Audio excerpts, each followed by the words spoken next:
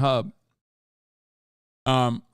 Those were two videos that I wanted to watch. And then Economics Explained is misled about induced demand. His excuse of a video gives me an opportunity to talk about steam engines, G, and drifting. I wonder what I'll find on YouTube today. Surely it won't be some infographics channel trying to convince you that a subject is factual when it's actually just an opinion piece wrapped in good stock footage and editing. Oh no! Friend of the show, Alan Fisher, once again with a banger. Let's take a look. There are two kinds of people that study economics. Those who take everything at face value from graphs and data, and those who go outside. Today we're going to talk about Economics Explained's video about induced demand and economies of scale. In this video, the Turbo Nerd discusses both concepts using real-life examples, but unfortunately the examples that they use are right up my alley, and like usual, anyone who isn't a planner or foamer will incorrectly point to non-issues as problems, while avoiding talking about the real issues that plague our built infrastructure. So, let's jump in and talk about the issues presented, while also using... I know Alan is from Philadelphia. I know.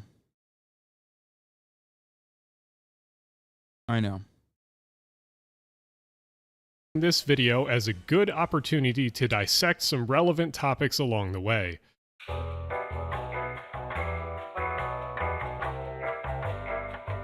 So, this video starts off into a section on economies of scale and how these can affect production, etc., etc. It's hard to screw up the definition and examples of economies of scale, so he does an okay job here. I have some gripes on the specific examples that he uses, because it's sort of unfair to compare a developed process with an undeveloped process of manufacturing. Comparing two levels of technology together is not the best way to show off economies of scale. A good example of economies of scale is showing two scenarios with the same technology but different methodology.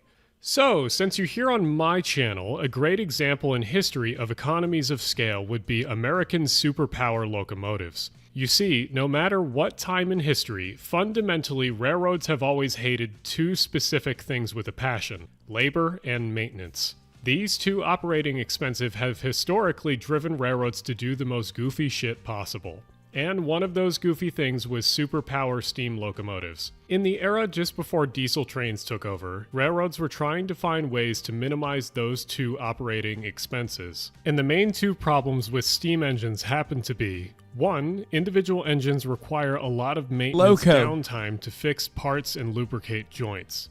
And two, you can't connect two controls of two different steam locomotives together, so if you wanted to run a longer train, you'd need another crew for every locomotive that was added on. So what was the solution to this? Well, what if you just made the engine bigger? What if it was so big that it replaced the job of two separate locomotives entirely? And that's just what they did. Railroads ordered superpower locomotives. They first increased the boilers of the locomotives to their absolute limits, barely fitting into the tunnels on their systems, but some engines became so large that they had to be articulated just to fit around corners and not...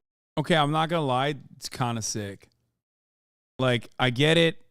It's just like, I know it was done as a cost-saving measure, but like also, look how sick that looks.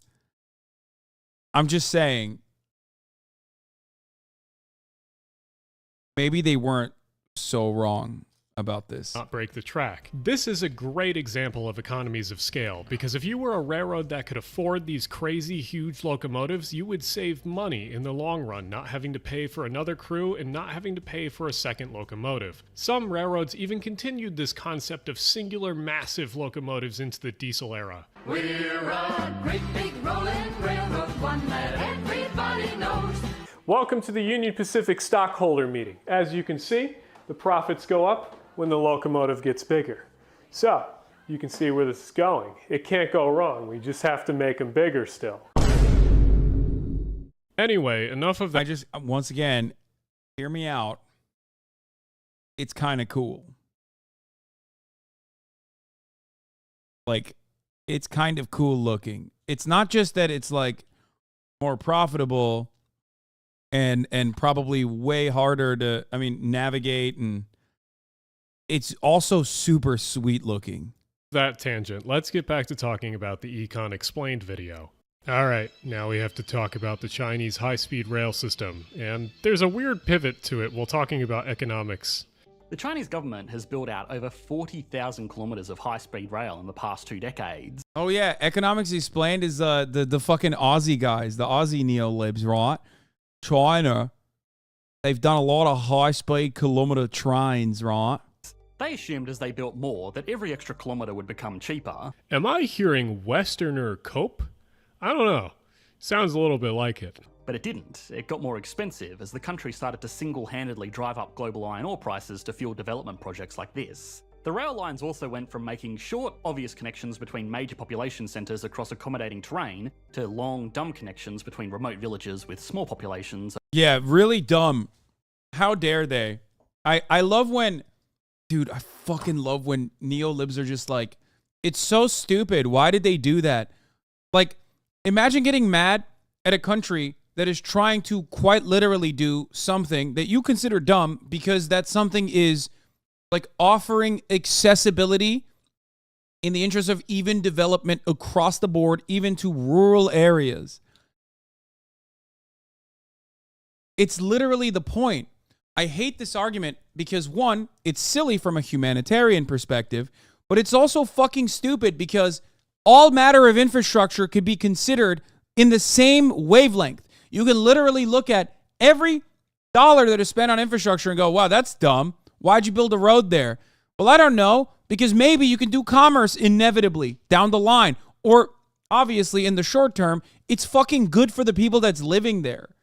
Over mountain passes and deserts. Ah yes, surely no other country has built a dumb huge network over large swaths of land to places that basically have no people in them. Yep, never happened in history. Yep, nope, never before. The cost of providing high-speed rail never got low enough to make it competitive with airlines, which are much faster over a country as big as China, and in many cases, cheaper too. This blunder has left the Chinese government-run state railway group with $900 billion worth of barely affordable debt. I love looking at, this is why I don't, yeah, sure, you can not consider China to be a socialist country, right? Maybe you don't consider China to be a socialist country or whatever. But ultimately, yeah, half the time you're analyzing Chinese development from the perspective of neoliberal or neoclassical economics, and you're like, well, it just doesn't make sense from this perspective. It's like, yeah, exactly. You know what else doesn't make sense? The fucking postal service, okay? Yeah, it doesn't make sense. The United States Postal Service doesn't make sense from a capitalist perspective, except if you don't have it, then you don't get medicine, okay? Like, you literally will not get medicine in rural areas, the very areas that are likely to vote in people that will then inevitably cripple the USPS, okay? Like, that's how it works. It's not supposed to operate with efficiency and profit in mind, okay? It's supposed to just operate because some things are just supposed to happen so that people can survive and live. That's alone bigger than the GDP of most countries in the world that could have been avoided with a better understanding of economies of scale.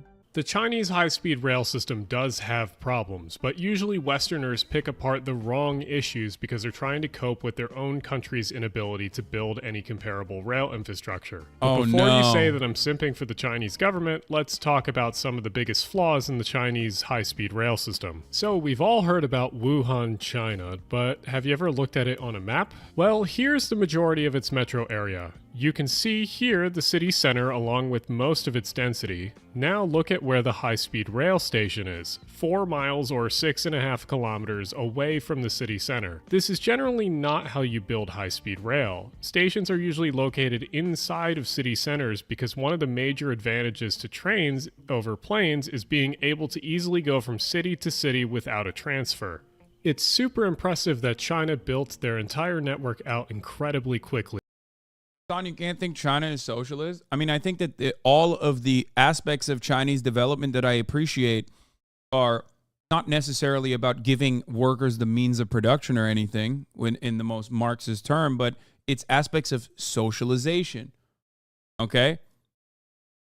It's even development. It's urbanizing and moving people into big cities. These are all conducted by a centralized power that is doing it at the behest of its citizens. They're not doing it with immediate profit in mind. They're doing it because it's an economy that is planned, and it's an economy that is supposed to yield better outcomes for as broad of a population as possible. Okay? Now, there are also aspects of Chinese governance or Chinese existence that I think are not great. Okay? One of those aspects is that when the government is running all of the major corporations, they have improved workplace conditions year over year, but still nowhere near as competitive as the rest of the planet. It's significantly better than you expect it is if you live in the, Foxconn net era of Chinese factory conditions, but it's still not there. It's not there. And a country that is supposed to be worker focused is still, should be doing more with respect to improving workplace conditions.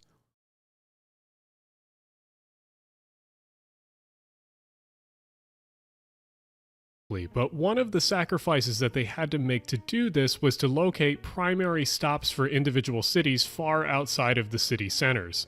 It's a design choice you have to make when you don't want to spend the time and money designing complex ways to build through city centers of metro areas, figuring out how to displace the least amount of people, businesses, and transit routes while staying on time. But let's compare this to a classical high-speed rail station. Here's Tokyo's main station. Oh, right so in the center sick. of the city, and it connects easily with all the other major services Oh my God. throughout Oh God, it's so incredible, dude. It's so awesome.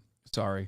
the region. And then you look back at another Chinese city, Jiangzhou, and notice how the main density of the metro is 5 miles or 8 kilometers away from the high-speed rail station. This is the main flaw of the Chinese high-speed rail network, not any monetary issues. Speaking of, let's talk about the most common myth and trope of Westerners failing to understand China's investment into its rail network.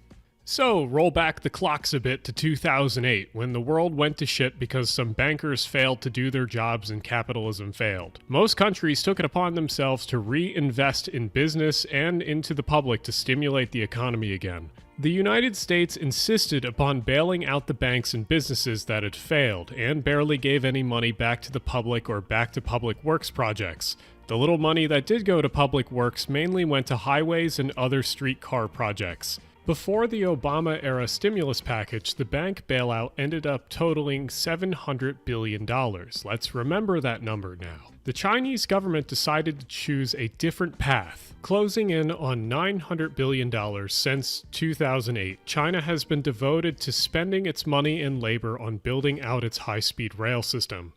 I've seen many people on here questioning and screaming that China has gone so far into debt over this decision, and it confuses the hell out of me. Yes, a government's currency, and specifically loans, are a form of debt, but these are backed up by the country's economy and military. So when a government decides to spend a ton of money on a public works project, it is technically using debt. But how is this any different from the US bailing out the...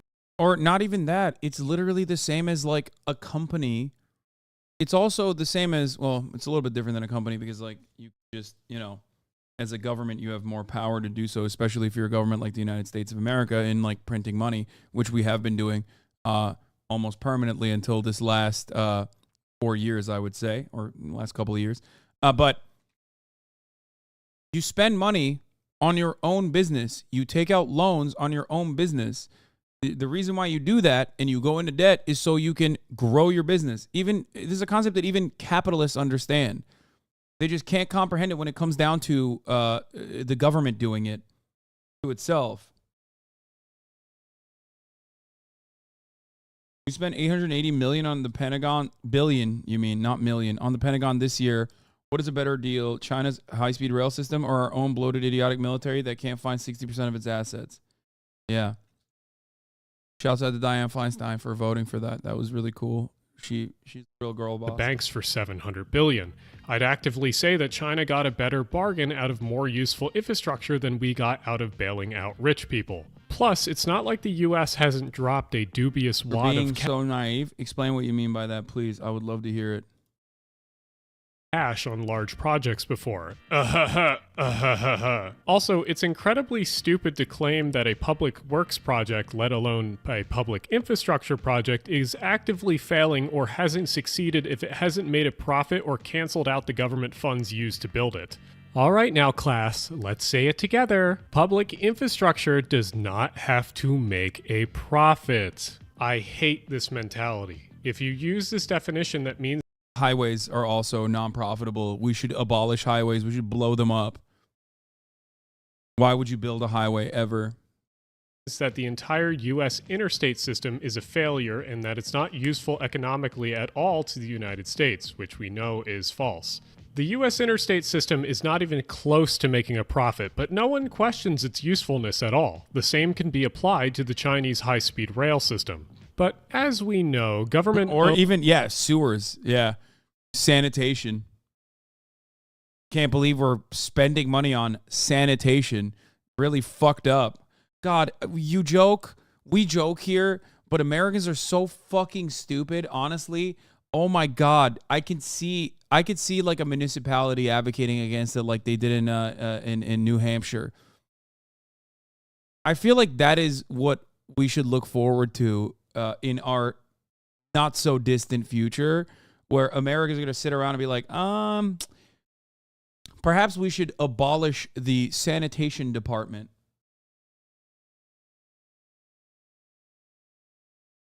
The USPS loses billions each year. The fuck you mean lose? Who's the CEO?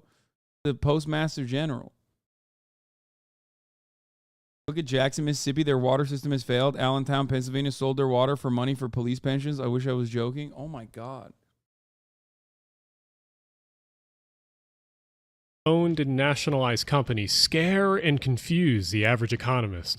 I assume that your country is full of a bunch of turbo neo-lib dorks because Australia used to have a very cool nationalized railway before y'all got rid of it. But next, let's listen to what econ... Also, there is every single country has every single country, just like the United States, is resting on the laurels of the New Deal, like the infrastructure that was built many years ago. Okay? Every other social democracy that is, of course, inevitably eroding away all of the good parts of that social democracy while keeping only the bad parts, i.e. the exploitation of the global South and advocacy for American imperialism. They privatize things that were previously nationalized, and they're like the people's quality of life suffers as a consequence of that. Okay?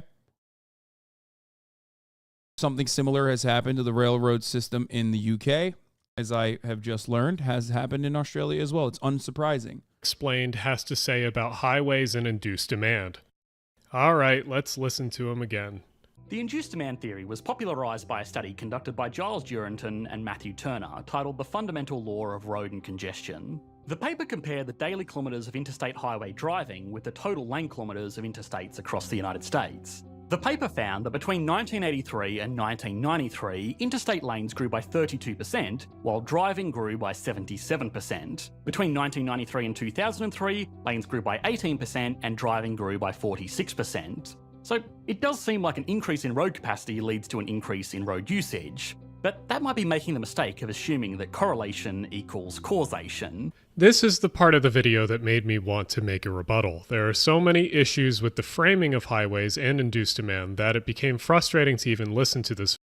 Britain has privatized sewage and now there's shit in the Thames. Yeah, that's how it used to be. Well, before they do a massive cleanup project. It used to be like so shitty, the Thames River. It would just like smell bad all the fucking time. That's sick.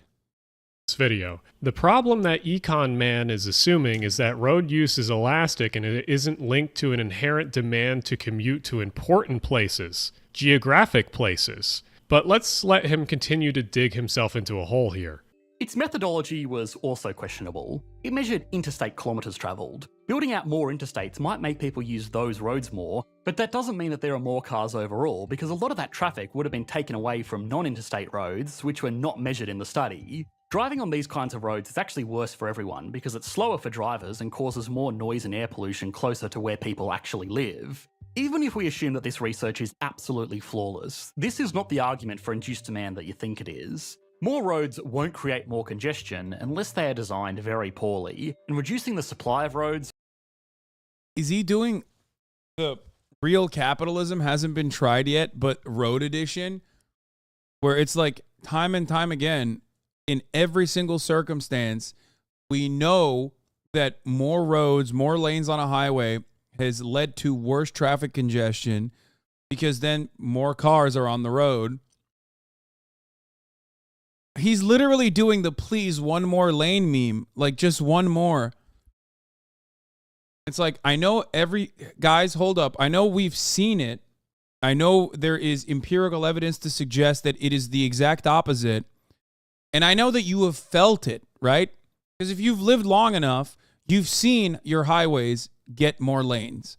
And yet traffic congestion has gotten worse. But let's try it again one more time. Won't ease congestion either. So let's start with the first concept that this video touches on, that induced demand doesn't necessarily generate traffic, but instead just creates more efficient road users, whatever that means.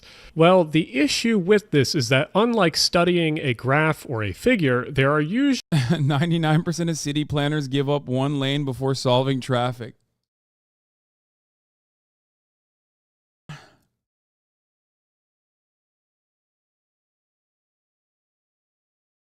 I love that. That's such a good meme, dude.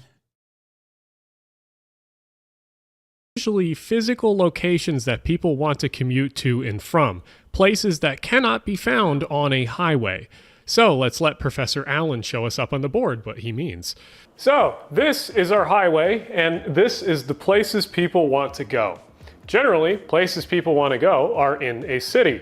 So if we wanted to, say, make it easier for people to get into the city, that's how you know he's a Jersey Philly boy right here. Look at that fat ass Wawa. He's got Bike Mafia, Overpriced Hipster Bar, IPAs only, the NIMBY, Shared Assets, State-Sponsored Cat Cafe, Leftist Infighting Arena, Pronoun Police Headquarters, Model Train Store. But more importantly, the top of the hour ad break is upon us, and I was just doing a derailment for no reason. Get it? That's a rail meme because we're watching Alan Fisher.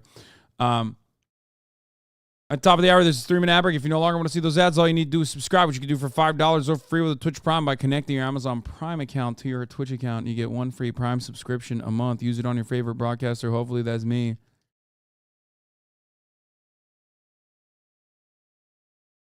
Just 3-minute ad break now. you'd think that the easiest thing to do would be to add more lanes to a highway. Sheet says unlimited soft serve for $1. Yeah, I get it. Okay, I get it. You want the obesity situation to be worse. I understand. Michael from Pennsylvania. Yeah, look at that. An advocacy for Sheets is an advocacy to continue the obesity problem in the United States of America. That's what I feel. And that's what's called inducing demand, because we'll take this little 2-lane road and we'll make it a bit bigger. We'll make it into... Wait a minute. It seems like the bottle's growing, but the bottleneck is the same. And a chatter said that earlier, and I thought it was brilliant, so I stole it from the chatter. Good job, whoever chatter who said that. Wait, hold on. To a nice 3-lane road. A nice, wide, fast 3-lane road. But one problem still remains with our road, because in the places that people want to go, which are in a city, you still have your city street layout. And with that city street layout, you still have city street speeds and you have your city street sizes, which are smaller than a highway. And that will always cause... I figured it out.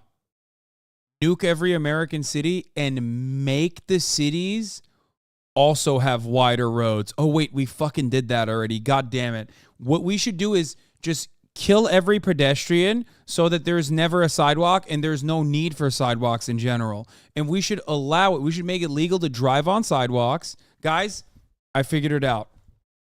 You should be able to drive on sidewalks, and if a pedestrian is walking on the sidewalk, it's called pay walking, okay? Like jaywalking, which is fucking ridiculous to begin with. Imagine walking in a city and then getting punished for it. Now we call it pay walking. If you're walking on a sidewalk, a car can kill you, and if you're walking on that sidewalk, it's illegal for you to walk on the sidewalk now. Therefore, we just opened up even another additional lane. I think that's good. This is how we do it. Cause, no matter how many lanes you add, it will always cause a bottleneck heading to the places that people want to go. So, no matter how many lanes you add to your highway to fix traffic, you're always going to have these bottlenecks because the places that people want to go are not a giant parking lot or highway. They are these cool little places that are without cars. Seems like the cool little places are a problem. It seems like our cities, which were originally not designed for car-dependent infrastructure, need to be even less designed for walkers and pedestrians. I'm just saying the solution is simple. Yeah, exactly. Replace cities with Bass Pro Shops. Replace every city with the Bass Pyramid. And then make the Bass Pyramid. It's like every city is now one big Bass Pyramid and also one big parking lot. So you cannot induce your demand out of adding more cars. That's simply not possible. And actually, fuck it. Replace the cities. I don't even want a city. I just want highways. Fuck it. Nuke the city, make it a highway, and then you can just go from one suburb to the next suburb in your car and then do a closed circuit like that. You know what I mean? Why would you go to a city anyway? Fuck the city. Nuke it. Libtards live there. I don't know. I don't like it. There's crime there. It's scary. And also, it's very hard for me to park my King Rancher. So fuck it. Just nuke the cities, actually. Even if you say, oh, the 1% of highway added, 1% of cars are added. No, you will always have these bottlenecks. But there is one solution. True. That's right, you expected it. But let's talk about the one thing that highways do absolutely terribly compared to trains in transit. This is the Raritan River Amtrak Bridge. It carries the Northeast Corridor and the majority of the train traffic in New Jersey. It averages around 300,000 people traveling over it daily, and all with electric trains. And this is the Parkway Bridge over the same river, and it carries roughly the same amount of people per day as the Amtrak Bridge. But since cars and road infrastructure have terrible land use, it needs to be 380 feet wide with 21 lanes to accomplish the same throughput as the Northeast Corridor. Not only is this an insanely inefficient use of land, but it's also an insanely inefficient use of resources. And this is not even mentioning the crazy footprint of the off-ramps and the parking that is needed to accommodate one exit of it.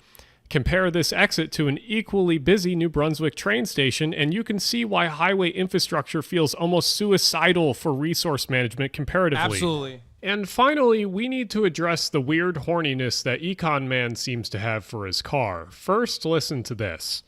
Now, before we get into the problems with this theory, I want to make the big disclaimer, which is that while I love the creators and commentators calling for everybody to ride bikes or catch trains to get around, and I do understand the benefits of those. Dude, oh my God, I love this. Oh yeah, dude, big disclaimer time. Cars actually represent individuality and individual freedoms. And it's not just me saying that. I learned that from American propaganda because that's how it was sold to America when we created this fucking hellscape. When we created this fucking bullshit hellscape that is a car-dependent infrastructure. That's right. Ay, ay, ay, ay, ay. By the way, that is literally the point. This is not a joke. Americans were sold a lie that car-dependent infrastructure meant freedom. Okay? That's how we built the suburbs. That's how we built everything. That's how we fucking destroyed black neighborhoods to build highways over them or around them, to specifically partition them from other parts of the city. Oh.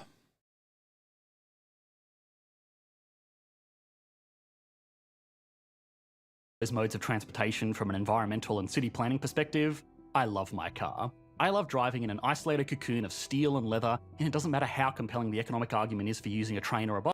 It's so much better to be in a fucking train. It's like, how have you not lived the glory of sitting on a fucking train and just playing with your Steam Deck or your phone or whatever the fuck, and with not a single worry? There's no parking. There's no need for any of the fucking, there's no congestion. You're not sitting in fucking traffic. There's no goddamn parking. Can I just mention? There's no parking, okay? And it just transports you directly into the middle of a city where there is an immediate transit opportunity to get on yet another train that will deliver you ultimately to wherever the fuck you need to go. It is the sickest, best, most awesome way to go anywhere. I'm serious. Don't even get me started on the SUV infestation. Those things are actually murder machines. I wouldn't mind my commute if I can nap during it. Yes, you can travel with a group comfortably larger than 4. Americans can't take guns from blind fascists. Long way to go to infrastructure. You can get fucking drunk and be on the train.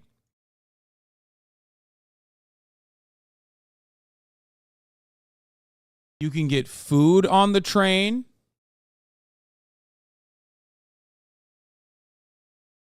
You don't have to worry about being in a fucking accident every goddamn day. That's also true. Oh, God.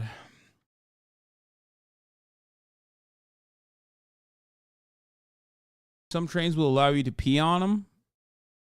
The problem is a lot of people think, when they think trains in America, they are unfortunately limited by what American public transport and its what that offers to them. And that's like trauma and fear of the unknown. One, because Americans are not used to any kind of like diverse mixed income environment to exist in. Okay. They're just like, they don't, like, a lot of Americans live in cities, but there's still a fuck ton of Americans that live in hyper isolated environments.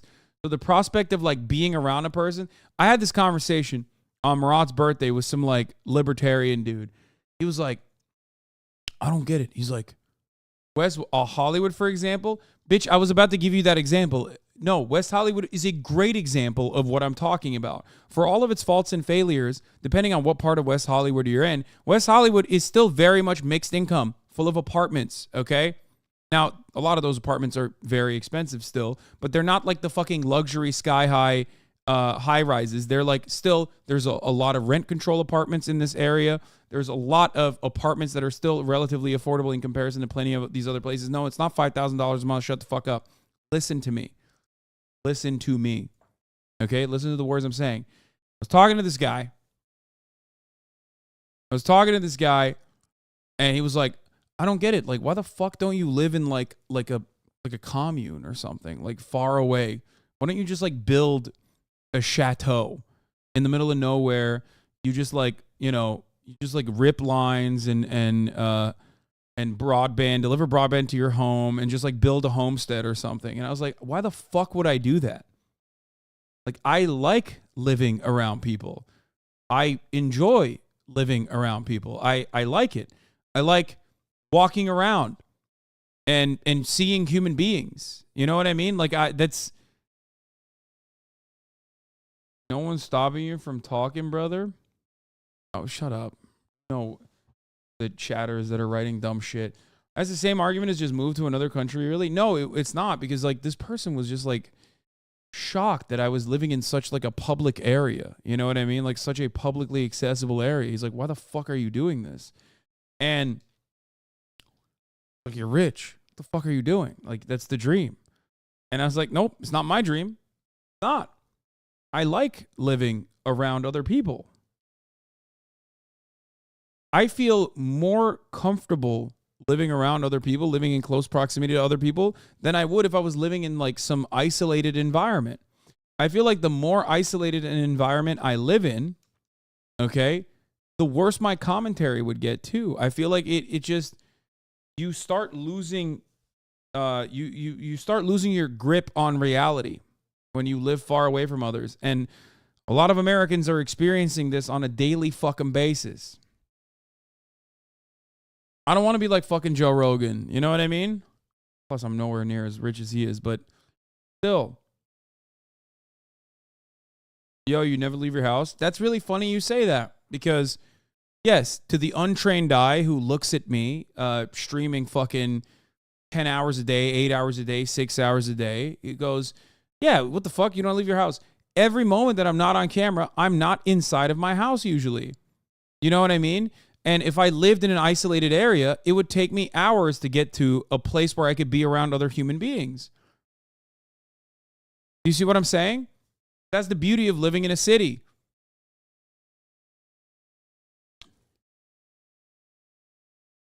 That's the beauty of living in a city, that you could just easily walk outside, take a step outside of your door, and walk around.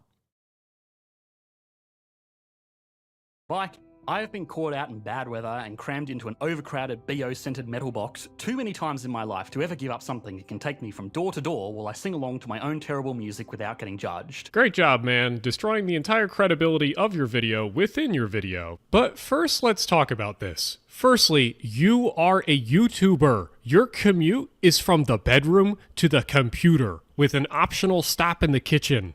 Majority of people in the world do not have this luxury, and along with this disclaimer that you put in the video, most people should realize that Econ Man here has the luxury of driving when he feels like it.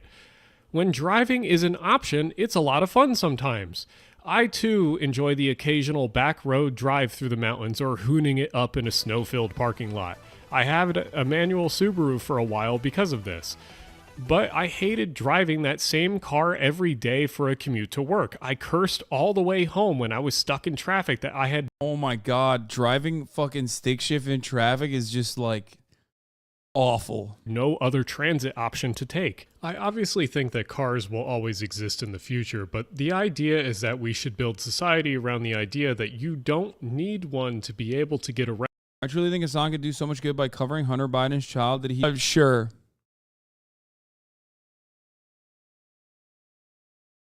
Good one. Those things, we need a lot of advocacy. So circle jerking around the definition of induced demand is not the way we're gonna get there. Welcome to the end of the video, but I should tell you a few things before you go. One is that I have a P.O. box that is down in the description. Nice. Said, I'm an independent. Here's some good news on why